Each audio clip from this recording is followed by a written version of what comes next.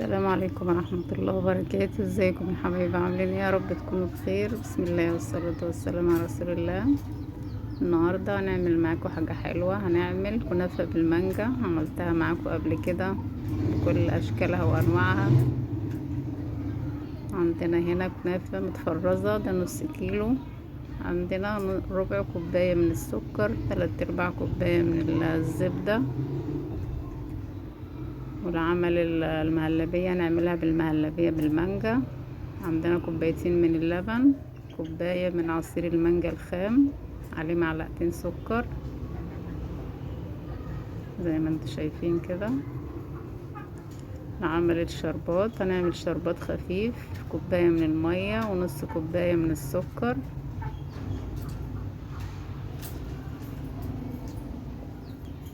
عندنا مانجا عشان نقطعها قطع على الوش.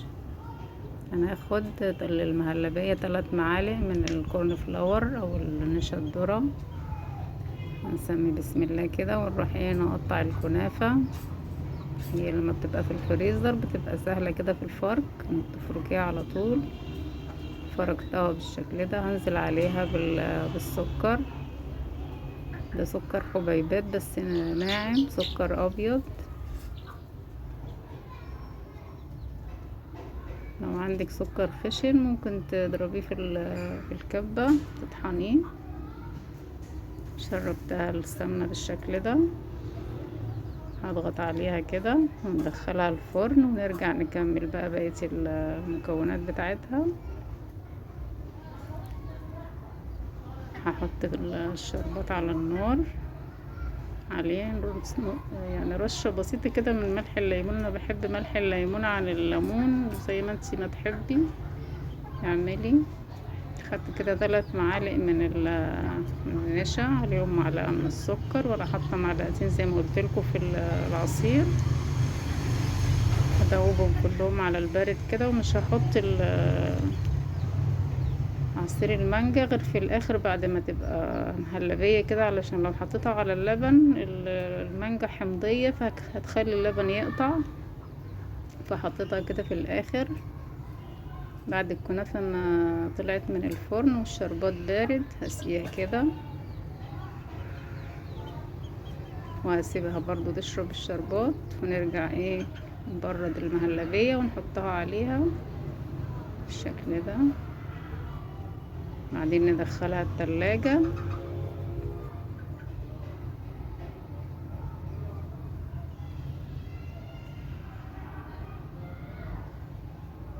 كده دخلتها التلاجة بردت، هحط عليها بقى قطع المانجا كده، وبالهنا والشفا. حاجة حلوة ما كلفتناش كتير، يعني الحاجات كلها بسيطة. نقطعها كده ونشوف كده حتة ندوقها. متنسوش الصلاة على الرسول عليه الصلاة والسلام وذكر الله، والدعاء لأهل غزة ولأخواننا في السودان. ربنا يصلح أحوال البلاد والعباد يا رب.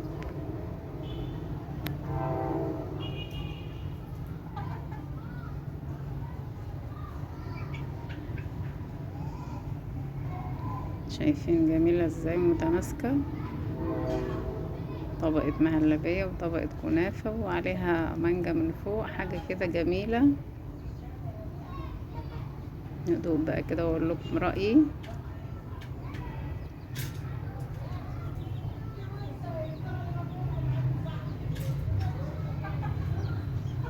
ندوق كده بسم الله. جميلة جدا. يا رب تكون عجبتكم. متنسوناش بقى في لايك وشير فضلا ولمس امرا. بحبكم في الله. السلام عليكم ورحمة الله وبركاته.